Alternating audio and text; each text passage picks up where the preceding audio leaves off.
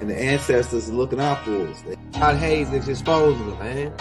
Okay, you see that chair right there? See how big it is? Yeah. Now look at the poke here under it. Scroll down, look at the poke here under it. Never have it been made so clear. Young TV.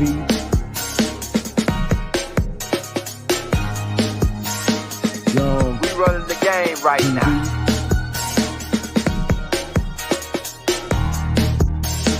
Young TV. Time to take over. Young We the hottest in the game. Hit that like, hit that subscribe button. If you just not tuned in.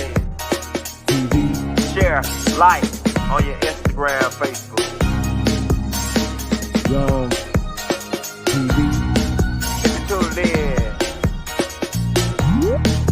we broadcasting live from 2030, baby.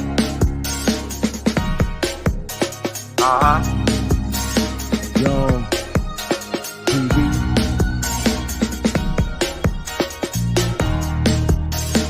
Young Taking over the game, baby. Oh yeah. Young TV. Hit that like. Young TV. Get them likes up in the air, you heard me? Young TV. Ride by.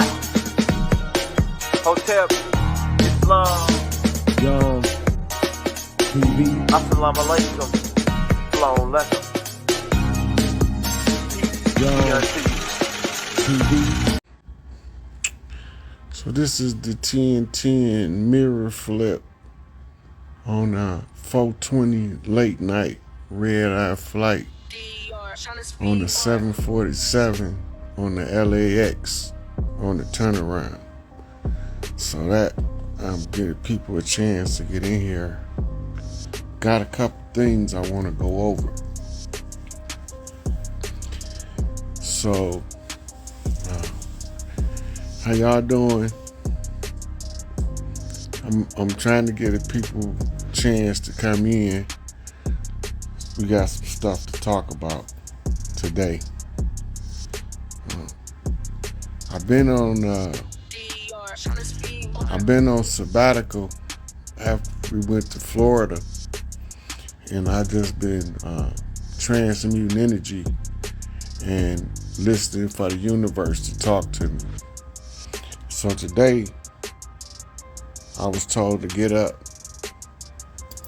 I went down to my meditation spot, and I started seeing all these signs. I seen a blue jay at the meditation spot. I had 7 Canadian geese, 2 swans, right? And then it was these little birds called a swift, and they kept flying right in front of my face. So I'm trying to read what the universe is saying so I can translate it. And the things that I was downloading was tied to Malachi York situation. The Malachi situation is a unique situation. I read to the people with the Empress the order that was given by a competent judge to enforce the diplomatic status of Malachi. And when I read that into the public to let the people know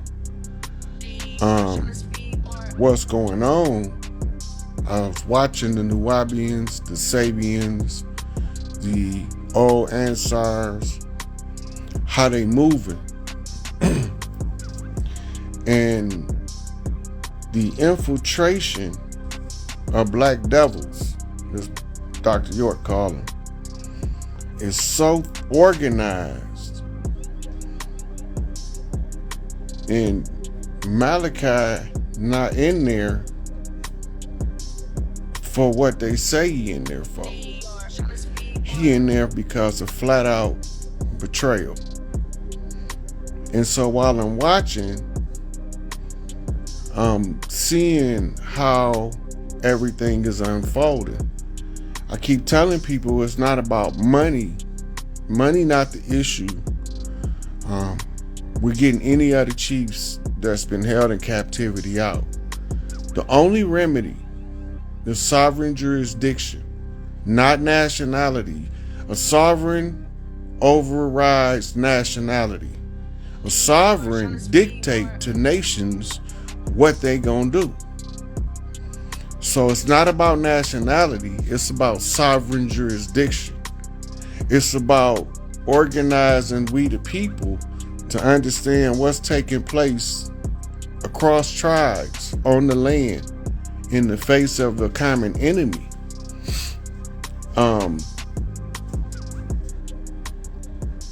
I never seen anything like this phenomenon. When I was first told to look at it, they said that the infiltrators was more organized than the FBI and the CIA. And I'm like, that's some organized ass shit.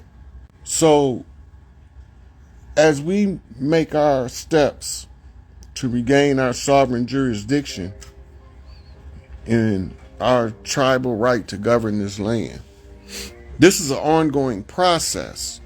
Everybody want a fast food, pop it in the oven, microwave fix. That doesn't exist in reality. That's the conditioning of the fast food culture. The transfer of power from one group of people to another group of people is a process. And process has been dragging on for 5 years now. And now we are closing in on where they ain't gonna be forced to release the chiefs to allow them to address their tribes. It's chiefs y'all don't know about that's been held in captivity. We know about the ones who are higher ranking, like Larry Hoover, Jeff Ford, Chief Malik Angel Bay. We know about Big Tookie. We know them names because those are urban legends that's larger than life. So when you look at the infiltration that the Panthers went through, you go back to the FBI snitch program. All this is stuff that's already in my Instagram. As you scroll closer to the bottom, a lot of this information will come up. But as you go through the COINTELPRO operations, we got to out-strategize these people. Go back to what Martin said. He said, build, baby, build. Organize, baby, organize. He say, we are out-organized more than anything else. What did Malcolm say? Malcolm say they will use the media to make the good guy look like the bad guy and convince the public to demand the lynching and demand the blood of a righteous man by media influence. We looking at this stuff. Y'all looking at stuff, but y'all ain't paying attention. See, I've been telling people for years now, Diddy job was Clive Davis. That was his job. The chain reaction is what you looking for. Because Diddy get investigated, and now Clive is in peril. The same motherfucker same one put the hit on Whitney. Same one put the hit on Bobby Christina. He the same one owned the Face Records. Same one owned Bad Boy. Same one owned So So Def. He the same one that slid up under Aretha Franklin. He the same one slid up under Phyllis Hyman and dog handle these people and think that judgment ain't coming for his head. The chain reaction, it's gonna blow y'all mind when y'all find out who the facilitators are. See, they think they can move to places like Mexico and escape the wrath of this beast. The beast is purging itself. He's going through a catharsis. And the beast is the legal fiction that you call the U.S. corporation or the United States government. The catharsis is they can't give it back to us until they get done rounding them up. So while we looking at what's going on, remember the chain reaction. One thing leads to another thing that leads to another thing. Malachi said, getting me out of prison is like unlocking a combination lock. The problem is not to get him out of prison. The problem is to get him home safe and secure. We can't trust the way that his clan moving to send him directly back, so we gonna have to do what the tribes call bridging the clans. So you're gonna have to find a clan with the security capabilities to protect him when he come out of there, and to give him the opportunity to clean his house up before they allowed to run rampant over him. It's not about money, not gonna get Malachi out. This is about jurisdictional supremacy. It's about the right of the people from the land to exercise their jurisdictional supremacy as the sovereign heirs to the Americas. To demand that we see our chiefs and let the chiefs give the reports to the people as they supposed to by tribal right, by tribal authority. They gonna tell you everything that I've been telling you, but they gonna tell it to you according to how they talk to their individual tribe. For example, Angel Bay might not call them dirty Moors, he might call them infiltrators. And he know who they is. See, when you fighting a war,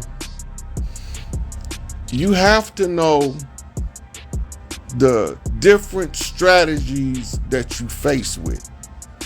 When we look in the history books, that's what you call a frame of reference that allows you to look at a problem from a different perspective. You got to look at it from as many angles as possible before you determine the right direction to move in, because it'll reveal itself. Remember, the solution is always inside of the problem. So when you're reviewing the problem, you are continuously mulling over the solution. And as you continue to mull over the solution, it's going to become self-evident. It's going to appear on its own. This is the higher learning that you have to train yourself to do. Keep going over the problem until you can find the solution, because the solution is in the problem, right? It's about looking at the law of opposites, the law of correspondence, the law of cause and effect. You have to look at these things in order to look at it from so many different angles that you can't be duped. The saddest thing in the whole struggle right now is you have people that are related to a person that's done work, massive amounts of work, and earned everything they got, and feel like because they related that the person that earned it should finance their whole life just because they related. That is the most selfish, self-centered, egotistical, sociopathical, narcissistic manner of thinking. Entitlement by relation. You just because you have the title of prince don't mean you're gonna be a king. You might not earn your right to sit on the throne as the king. So you just gonna live your life and you're gonna be 90 years old and they still gonna be calling you Prince Charming. Because you don't want to do the self-work required to give you, to exercise your blood right, to secure your kingdom and your king seat. So you feel because you related to the one who did the work that by proxy that they work should be attributed to you. It don't work like that. That's why many are called and few are chosen, because don't nobody want to do this hard ass work. Don't nobody want to do the heavy lifting. Don't nobody want to grab the bear knowing that he might not survive.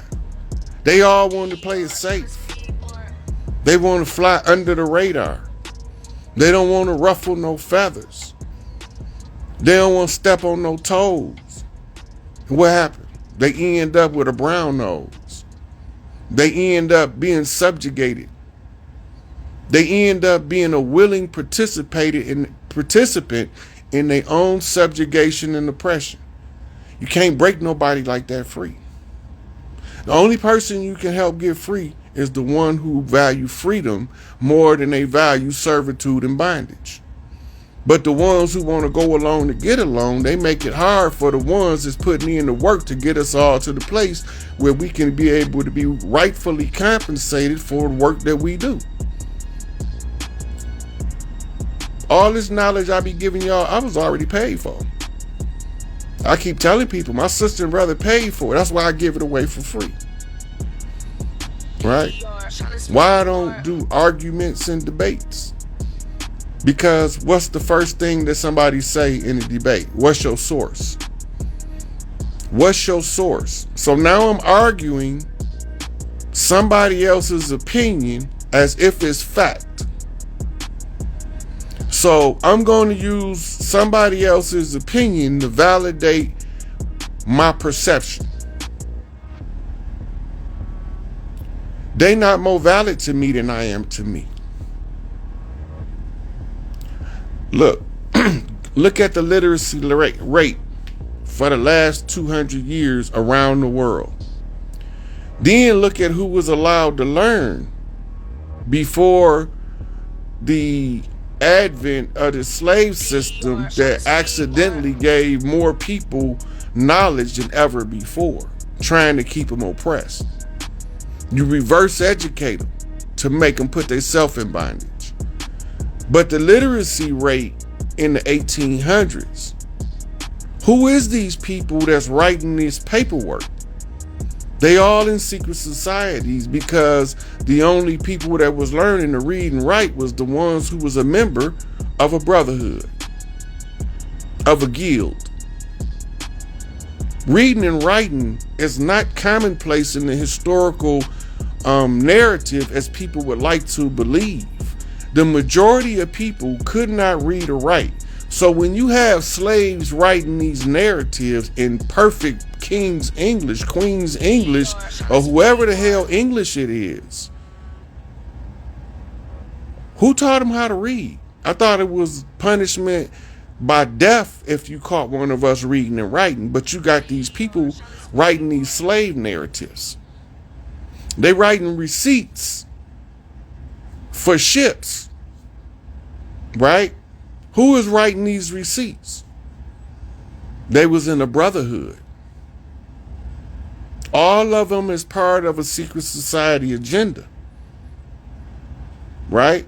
So they got manifest what language they wrote in, right? They telling us that these places, these ports on the west coast of Africa is where they was shipping the slaves off. Go look at them. There's cannons facing the water. The cannons is not facing inland. The cannons are facing the water. Think about that. You got foreigners invading the continent to get slaves, but the cannons is facing the water. Do you believe everything these people tell you? If the cannons is facing the water, the threat wasn't coming from the land. That means that whoever structures those was defending them against somebody that was coming on the water. Same with Puerto Rico.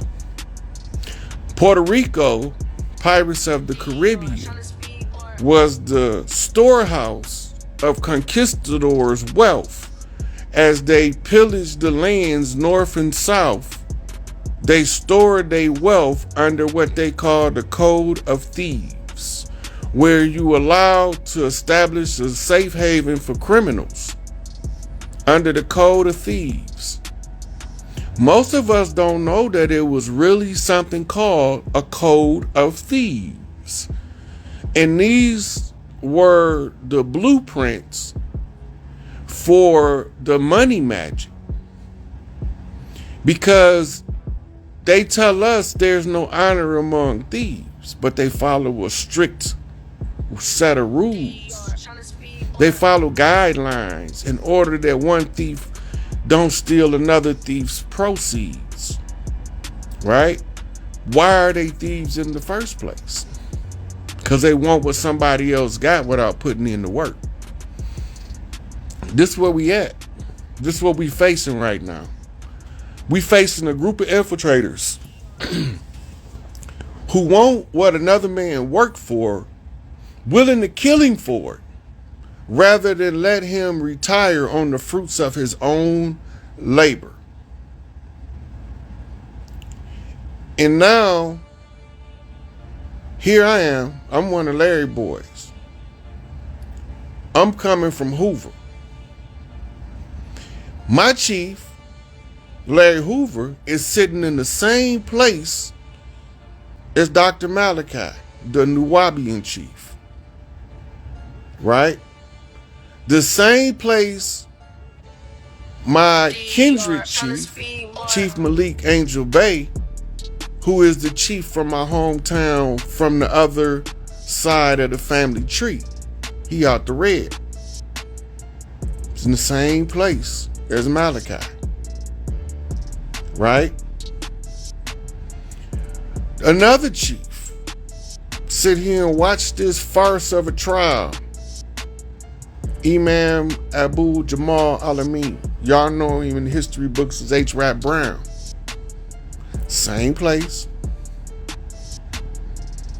The U.S. government, the largest drug dealing organization that has ever been caught red-handed, when it involves the President of the United States, Ronald Wilson Reagan, the Vice President of the United States, George Herbert Walker Bush, and members of the Joint Chiefs of Staff, but the one who led it was Oliver North. They the biggest drug dealing organization that has ever been caught red-handed. They were selling drugs in America. They was buying guns from the military in America. And they was selling these guns and small munitions to the enemy in violation of the Trading with the Enemy Act, and got caught red-handed. They was trading the guns to Iran as the compensation for the Iran hostage crisis that didn't even take place in Iran. Let that sink in. That plane was never in Iran during the Iran hostage crisis. They was on a military base in Arizona the whole time. in order to create this construct that the citizens of an American flight was captured by the Iranian government, the Persians in history, who was the founders of ancient Babylon, who began a breeding programs at the base of the Mount Sinai. The Mount Sinai is sin, which is the God Knitter sin. And AI is the way that you say a mountain or a hill, a large hill, a mountain. And Sinai became known as Zion. Before it was Zion, between Zion and Sinai, it was the Sion. Watch the letters and the flips of the S's and the Z's. Right? Now, the same people still here running the same scam being exposed. Right? And they calling themselves Zionist Jews. And they over there, they financed and created Hamas as the Mossad operation. The same way that the United States, under the orders of Barack Obama, created this entity called ISIL that became known to the broadcasters of the news media as ISIS. And that was a direct attack to the rise and return of the matriarchy, because now they have to dirty up the name of the divine feminine, the great mother, or Set. We call it Isis in English. And this is the same that it is in Greek. But they told you it was Jesus. But the J 500 years old, and the Greek is 2,000 years old. So 1,500 years before there was ever a J, they was using the I, but in order to confuse you, they made you become fishers of men looking for a woman. The whole time they told you to your face, behind your back. The reason why they made the J is to confuse the language. They find both sides from Switzerland. They all been rounded up. A lot of people late as hell. They all been rounded up. They didn't round them up in Switzerland. They didn't rounded all of the royals up. The royals had surrendered their royals to a guy named J.F. Kalungi Jr. For those who don't know who that is, that's John F. Kennedy Jr. The Kalungi name comes off of his association with the Onassis family, who gave him the name Kalungi when he hid him out and rescued him from the assassination. But we don't know nothing about that stuff because we don't know what these people doing, even though they telling us. Right? So straighten out the J. The backwards J is the letter Lam. And the letter Lam stands for the word lo, which takes us from Malachi in reverse engineering back to the prophecy of Elijah in the book of Lam, back to the book of Malachi. Right? So they played us like a Stradivarius. It's really pronounced Stradivarius, but it just sounded funnier to say Stradivarius. Anyway, let me go on my corny humor. So we have to reorganize. We have to get a tribe that had already been purged of the infiltrators. Right?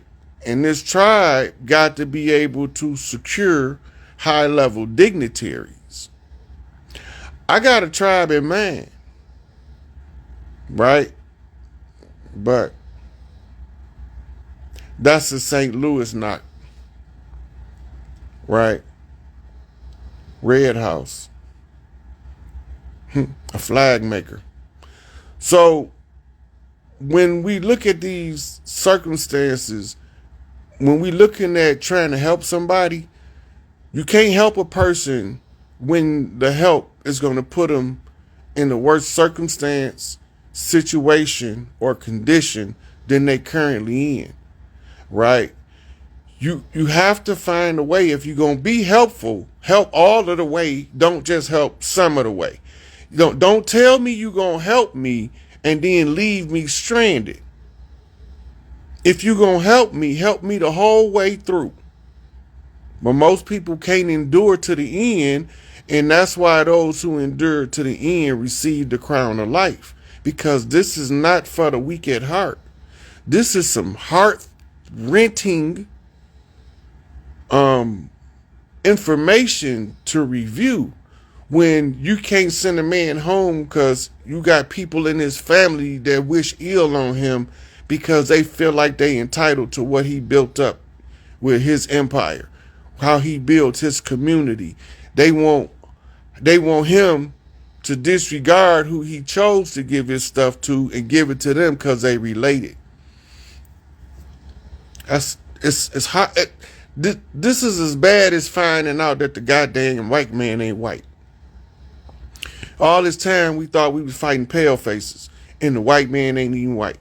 This nigga walking around infiltrating our organization, smiling with us, talking about kill Whitey, and he Whitey. It's a sad affair. Now I know what Pac was saying. They say it's the white man I should fear, but it's my own kind doing all the killing here. He said, all my riding, I ain't never think nobody look like me will shoot me. Yeah, because they look like us, but they not us. All skin folk ain't kinfolk. It ain't about the color of your skin. It's about what's in your heart. Are you ride or die, or are you ready to die? It's a difference, right? Some people will ride with you till the shit get thick. Then they bail it. But then you got some that when the shit ain't thick, you can't find them. But when it get thick, you can't get rid of them. They making sure you straight through the hard part. And because we don't hear about them when times is easy, we assume that they not watching in case they need it. But see, certain people pay attention to the people that's good for them and good to them. Some people pay attention to the wrong people. They pay attention to the ones that's good for their ego. But that ain't good for your soul. Your ego and soul can't digest the same meal.